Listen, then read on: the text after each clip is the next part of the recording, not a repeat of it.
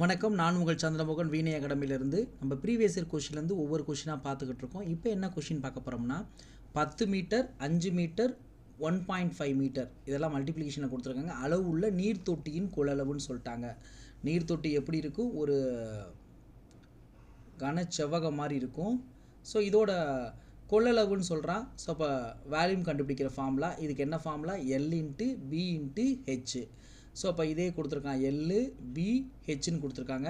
So அப்படியே நம்ம என்ன செய்ய போகிறோம்? மல்டிப்ளை பண்ண போகிறோம். மல்டிப்ளை பண்ணால் என்ன வரும்?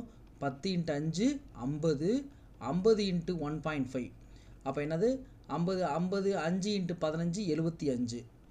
ஒரு ஜீரோ சேர்த்துக்கிறோம், ஒரு புள்ளி இப்படி அடிச்சிட்டா 75 வருது. இங்கே மீட்ரு கொடுத்துருக்காங்க, கொள்ளளவு. அப்போ வேல்யூம்னா என்ன செஞ்சுக்கணும்? மீட்டர் கியூப்னு போட்டிருக்கிறோம். அப்போ 75 metre cube. 75 metre cube answer இருக்கான்னு பார்த்தா இல்லை, எல்லாமே லிட்டரில் கொடுத்துருக்கான். அப்போ இந்த 75 மீட்டர் கியூபை நம்ம லிட்டராக மாற்றணும்.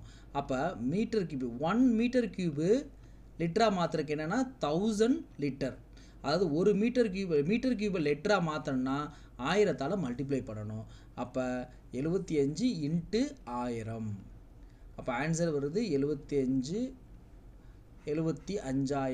லிட்டர். அவ்வளோதான், முடிஞ்சு போச்சு. ஸோ இங்கே ரொம்ப ரொம்ப சிம்பிளான சம்மு தான். டேரெக்டாக இங்கே கொடுத்துருக்கதை மல்டிப்ளை பண்ணாலே ஆன்சர் வந்துடும். ஆனால் 75 தான் வருது. இதை எதை யூஸ் பண்ணுறோம்? நம்ம இங்கே டிக் பண்ணிடக்கூடாது, ஏன்னா எல்லாமே மீட்டரில் இருக்குது.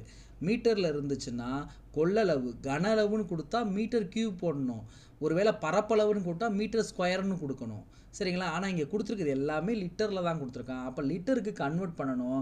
ஒரு மீட்டர் கியூபுக்கு லிட்டரை கன்வெர்ட் பண்ணால் 1000ஆல் மல்டிப்ளை பண்ணணும். அவ்வளோதான், சம்மு முடிஞ்சிருச்சுங்க. ரொம்ப சிம்பிள்.